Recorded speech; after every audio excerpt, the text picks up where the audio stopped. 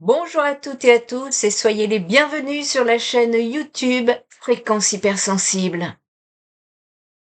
Nous sommes actuellement sur un point de bascule. Je fais cette vidéo dans le cadre toujours des canalisations que je reçois dans le but de l'éveil des consciences et l'évolution de l'humanité. Nous vivons une époque où deux acronymes se font face. Le premier, c'est l'IA.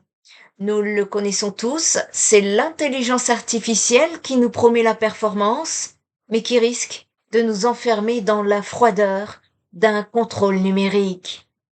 Le second, c'est l'inverse de l'IA, l'AI. C'est notre véritable nature, l'amour inconditionnel, la seule intelligence capable de nous connecter à notre âme.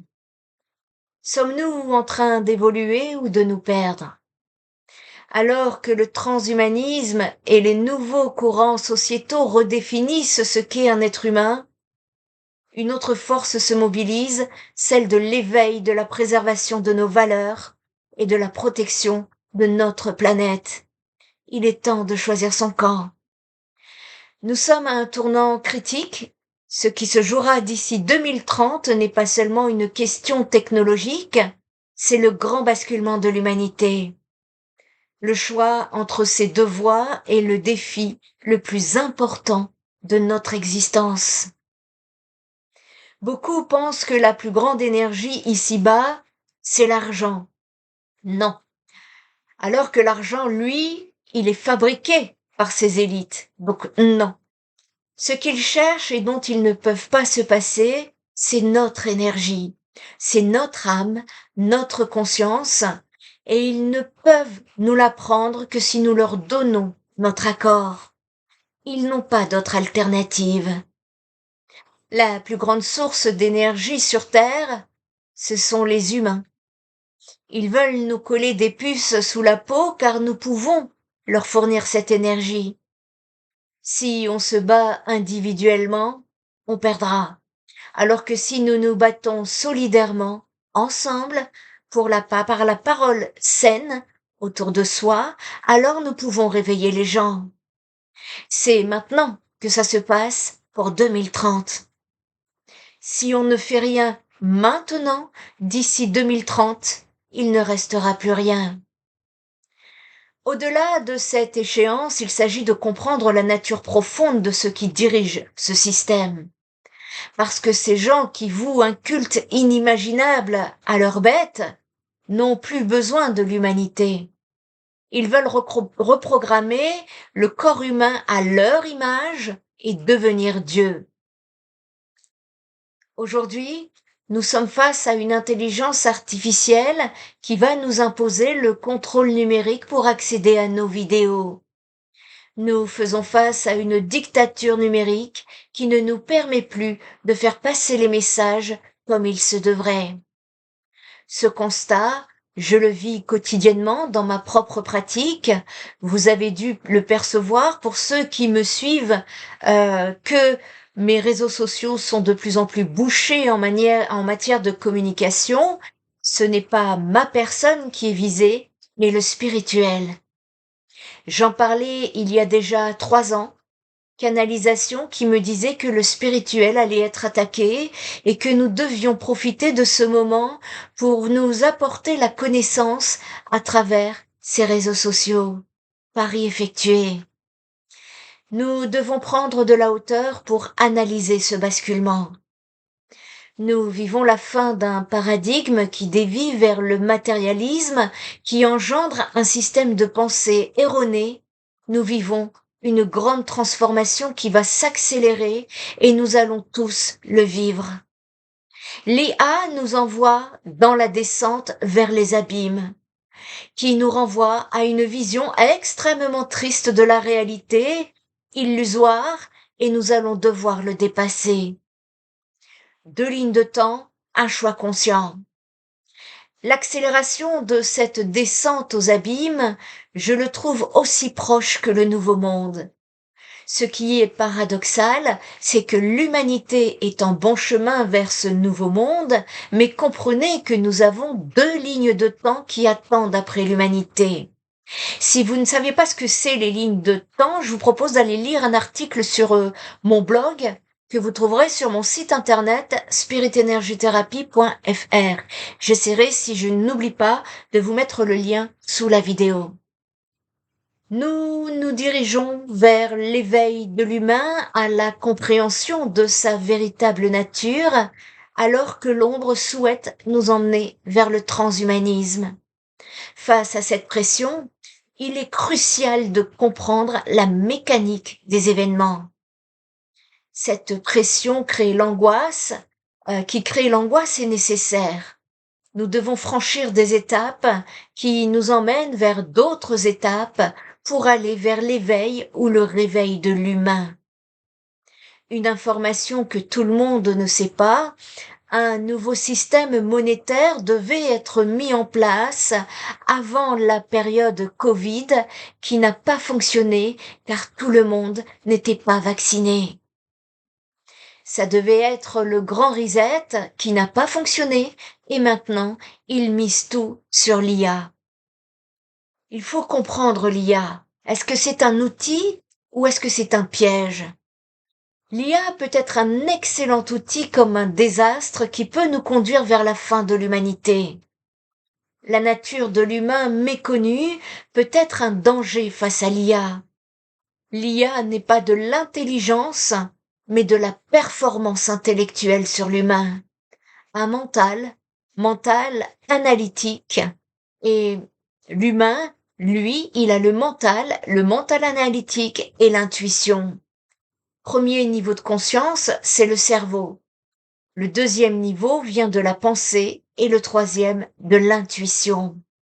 Sauf que l'IA, c'est le premier niveau, c'est-à-dire le plus bas qui emmène l'humain hors connexion du cœur, de la conscience et du discernement.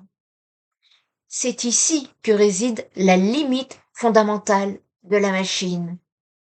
Ce qui est dangereux, c'est que ce sont aussi des technologies qui sont hors de compréhension du cerveau humain.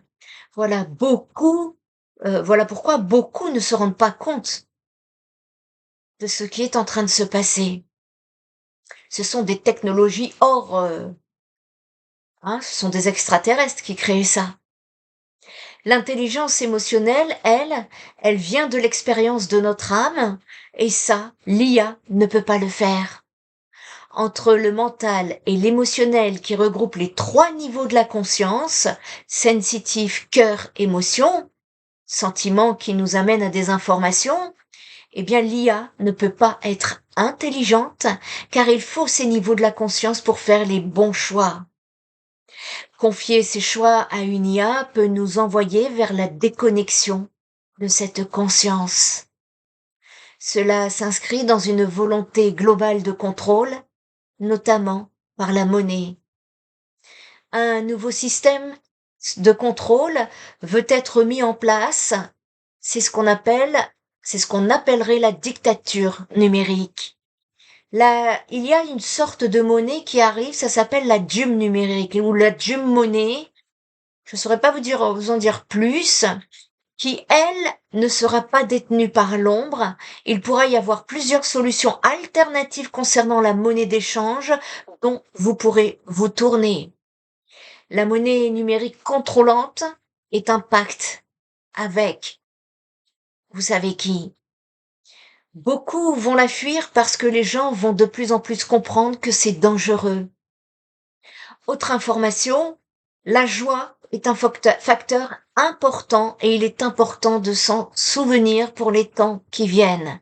C'est vrai que ce que nous allons vivre des périodes qui ne seront pas faciles parce que nous allons devoir garder notre authenticité, qui on est et ne plus nous laisser manœuvrer.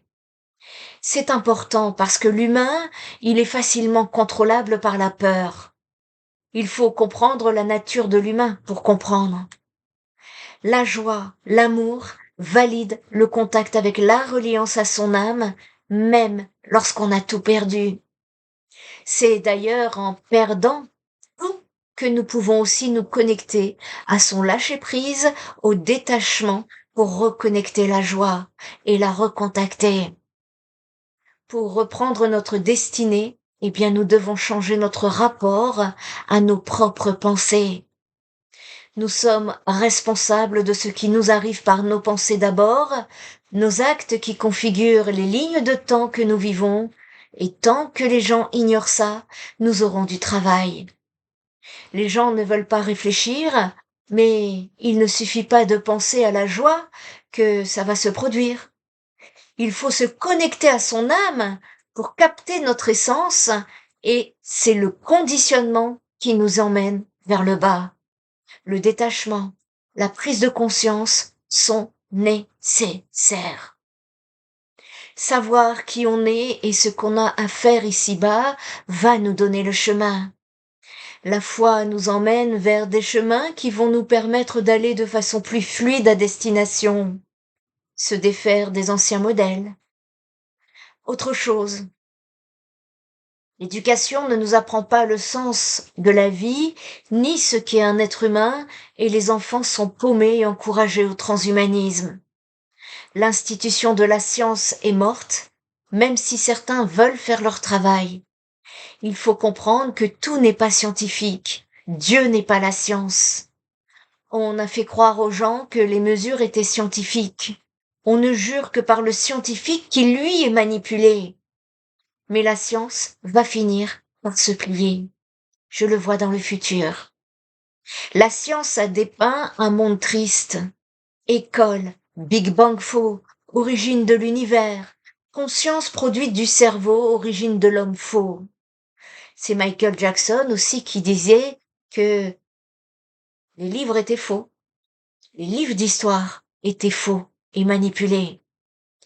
La science et son matérialisme veut nous greffer le cerveau, mais ça ne va pas fonctionner. Dès lors, quel est le chemin vers ce nouveau paradigme? Eh bien, les institutions ont détourné leur sens et l'humain comprend peu à peu ce qui se passe et va aller vers son éveil, et ça prend du temps pour passer d'une société où on pense à l'envers et une société qui pense à l'endroit, qui retrouve la spiritualité sans dogme. C'est construire le futur dès maintenant qu'il nous faut. On construit son futur avant de le réaliser dans le présent. Le futur est déjà là. Et ça, il faut le construire avec nos pensées, nos émotions, plutôt que d'aller donner nos émotions aux drames, aux faits divers. La vraie nature de la réalité, c'est que l'espace, le temps et la matière sont des illusions. Comprenez que la peur rétrécit notre futur et la joie l'élargit. La confiance, la foi, l'intuition, la joie et l'amour font vibrer nos pensées. Conscience vibratoire qui perd sur l'analytique. Il faut ressentir ce qui est dit et pas l'analyser. Il faut arrêter cet ancien mode de fonctionnement. Depuis petit, on nous a envoyés à l'école, on nous a appris à analyser dès le départ, quasiment dès la maternelle. Et c'est pour ça que c'est si difficile de se déprogrammer. Et déjà, en prendre conscience, c'est commencer à s'en libérer. Il faut ressentir ce qui est dit, prononcer et non l'analyser. Et c'est ainsi que ça devient créateur. Si vous entretenez la peur, vous contrôlez la population. Cette dynamique vibratoire est le moteur de notre navigation dans le multiverse. La joie, c'est une énergie qu'on puise dans le vide et non dans la pensée. Le futur nous envoie des signes dont nous sommes sourds. Nous sommes sourds à beaucoup de choses qui passent par les sensations. On crée son futur, on choisit son futur, et après avoir été déconditionné et déconnecté pour nous amener sur d'autres lignes de temps. Si on veut la faire évoluer, il faut la dégeler. Plus on a un grand réservoir de lignes de temps et plus on va vers l'éveil. La joie, Elle déclenche votre GPS qui vous emmène vers des intuitions, des synchronicités pour aller vers des lignes de temps de vos réalisations. C'est le désir de l'âme. Une ligne de temps figée, dépression, repos, procrastination, moyens naturels hors médicaments sont nécessaires déjà. Des repos, mais sont des repos, mais qui sont hors procrastination. Et il faut faire attention parce que cette spirale infernale pourrait créer du chronique. Vous auriez du mal après à vous en sortir. Il faut sortir de la dépression pour redevenir créatif. Cultiver l'émerveillement aide. Vous connecter à la nature, ça aide. En apprenant à penser par soi-même. Ce n'est pas le cerveau qui fabrique nos rêves. En parlant de nos rêves, le cerveau, lui, n'est pas le siège de la mémoire. Il est capable d'imposer notre destination vers les rêves, car la conscience se retrouve à naviguer dans le multiverse. Quand le rêve est absurde, que vous vous réveillez, vous dites j'ai fait un rêve mais je comprends rien du tout, c'est que ce sont des bouts de conscience qui ne sont pas encore dans la réalité, c'est ce qu'on appelle le multiverse. La conscience est en avance sur le futur. Conscience visuelle, le cerveau, cardiaque, le cœur. On voit en retard ce qu'on ressent. Apprenez à ressentir et ne plus analyser. Écoutez-vous, même si c'est contraire à votre logique. C'est comme ça que vous allez peu à peu vous déprogrammer. En conclusion, je voudrais vous parler de responsabilité et d'action locale. Cette joie que nous devons connecter est une force de taille pour faire changer l'humanité. C'est le temps qui va nous donner raison. Nous sommes dans une période où des révélations effrayantes vont être révélées et beaucoup de personnes vont avoir du mal à remonter. C'est cela qui va prendre du temps. Il y aura des mauvaises interprétations qui va faire que ça va prendre du temps et certains vont intégrer leur avancée plus rapidement que d'autres. Prenez à vous nourrir correctement. Je ne parle pas que de la nourriture solide pour nous nourrir. Les informations, tout est énergétique autour de vous. Donc le temps, certains ne vont pas pouvoir digérer l'information et vont se retrouver dans des lignes de temps autres. Certains vont connaître le nouveau monde avant d'autres et on parle en dizaines d'années. Nous sommes tous responsables de cette avancée. Concrètement, comment cela se manifestera-t-il? Eh bien, il va y avoir des initiatives locales, des sites qui vont devenir des lieux d'enseignement. L'éducation nationale va subir un revers. Internet va créer une révolution incroyable. Accélération des événements, pas que par l'IA, il va falloir s'accrocher. Ne plus regarder la télé, ne plus se laisser bercer par les algorithmes des réseaux sociaux. Votre cerveau est capable de faire le tri. Nous sommes obligés de passer par des informations nébuleuses pour aller chercher les bonnes informations. On ne peut pas se fier au réseau, mais il y a de bonnes informations et c'est un bon exercice que d'arriver à faire le tri. La conscience vibratoire, c'est la partie analytique du cerveau et la partie ressentie, le conscient et l'inconscient. C'est un travail que de ramener l'inconscient c'est la vérité, au conscient. Le monde ne va pas évoluer par les gouvernements, les politiques, etc. Ça viendra d'en bas. Les initiatives locales vont permettre de faire évoluer la société et ceux qui seront le plus en retard, ce sont les gouvernements. Ceux qui feront évoluer le monde, c'est vous, c'est nous, les chefs d'entreprise, les associations initiatives locales, de l'enseignement à la recherche, tout sera chamboulé. Le gouvernement ne nous empêche pas encore à créer des entreprises, des rencontres, des associations, des stages, des réunions, des colloques, du moins pas complètement. C'est par là que la société va évoluer, pas par les politiques. C'est une croyance à déconditionner parce que Les manifestations aussi, ça ne sert à rien. La colère non plus, car la corruption est partout, ça ne sert à rien. Le nouveau monde passera par le peuple. Non pas en voulant obtenir le pouvoir trop dangereux, il faut les laisser, ces gens-là, dans leur illusion de pouvoir, ces gens gouvernants pendant que le peuple, lui, va chercher à se pencher, à construire ce nouveau monde.